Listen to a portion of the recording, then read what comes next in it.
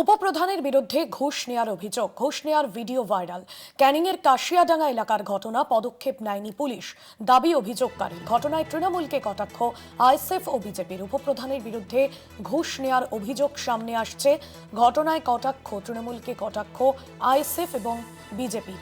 ঘুষ নেওয়ার video viral. ক্যানিংয়ের কাশিয়াডাঙ্গা এলাকার ঘটনা, ঘুষ নেওয়ার ভিডিও ভাইরাল হয়েছে। উপপ্রধানের বিরুদ্ধে ঘুষ নেওয়ার অভিযোগ, সেই ছবি আপনাদের সামনে তুলে ধরছি। পদক্ষেপ নেয়নি পুলিশ, দাবি অভিযোগকারী। ক্যানিংয়ের কাশিয়াডাঙ্গা এলাকার ঘটনা।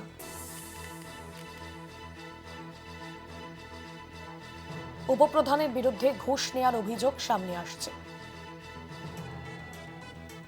ঘুষ নেওয়ার ভিডিও ভাইরাল হয়েছে ইতিমধ্যেই, সেই ছবি আপনাদের সামনে তুলে ধরছি। ঘটনায় তৃণমূলকে কটাক্ষ আইএসএফ ও বিজেপির। জাহাঙ্গীর হোসেন রয়েছেন আমাদের প্রতিনিধি ফোন লাইনে। জাহাঙ্গীর, এই যে ঘুষ নেওয়ার অভিযোগ উঠছে, পদক্ষেপ এখনো পর্যন্ত পুলিশ নেয়নি এমনটা অভিযোগকারী দাবি করছে। একেবারে ঠিকই। ভাঙড় চন্দনেশ্বর 2 নম্বর গ্রাম পঞ্চায়েত এলাকার ঘটনা।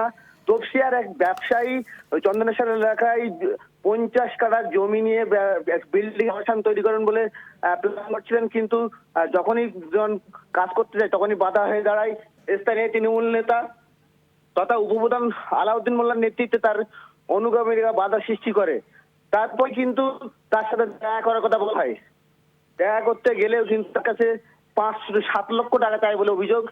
যদিও তিনি 5,30,000 টাকা দিয়েছেন বলে দাবি করলেন, তারপরেও কিন্তু তার কাজে বাধা হয়। অবশেষে তিনি থানায় দ্বারস্থ হলেও পুলিশ কোন রকম সহায়তা দেয়নি। অবশেষে একটি ভিডিও ভাইরাল করে, যে ভিডিওতে দেখা যাচ্ছে সেখানে 5,30,000 টাকা দেওয়া হয়েছে বলে দাবি করলেন ওই ব্যবসায়ী, তপসি এলাকার ব্যবসায়ী। তবে এই ঘটনা নিয়ে ক্যানিংপুরের বিধায়ক শওকত মোল্লা তিনি বললেন, যদি এরকম ধরনের ঘটনা ঘটে অবশ্যই দলীয়ভাবে যা সিদ্ধান্ত নেওয়া হবে। ধন্যবাদ জানাবো জাহাঙ্গীর।